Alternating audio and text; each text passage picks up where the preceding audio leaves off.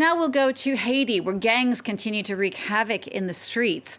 But in recent weeks, some Haitian civilians have decided to take matters into their own hands, hunting down and killing the gang members themselves.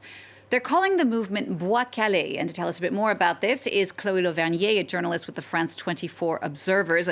Chloé, you've worked on a special report about this movement. First of all, tell us how it all began. Well, it started on April 24th in the capital Port-au-Prince in a district called Canapé Vert.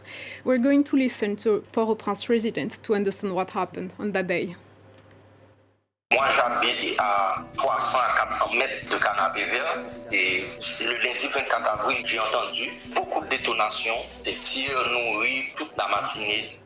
So on April 24th, he heard gunfire because there were gangs fighting in this area. Let's listen again.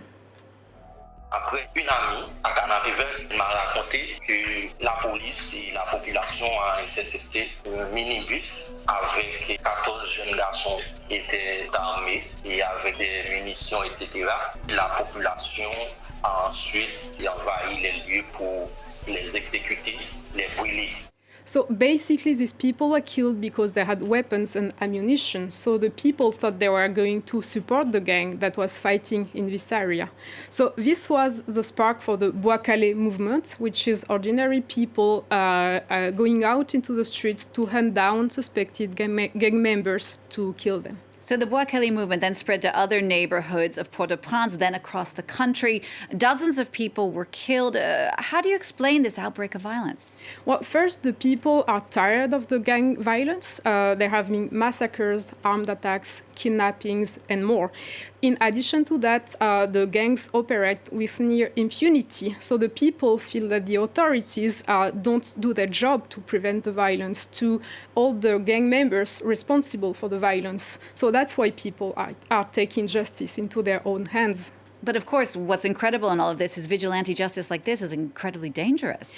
Yes, first, in general, the people are barely being questioned before being killed. So that means that there is no due process. The due process is not respected.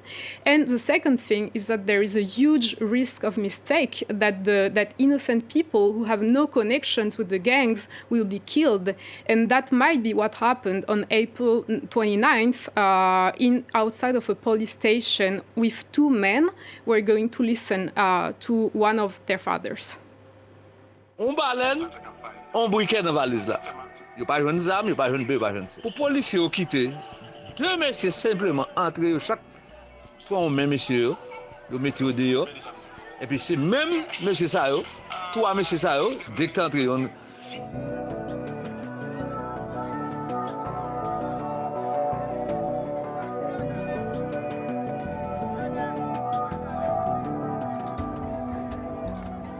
yo fin couper tête monsieur yo boule monsieur mais moun jodi a qui perd la vie pour gang.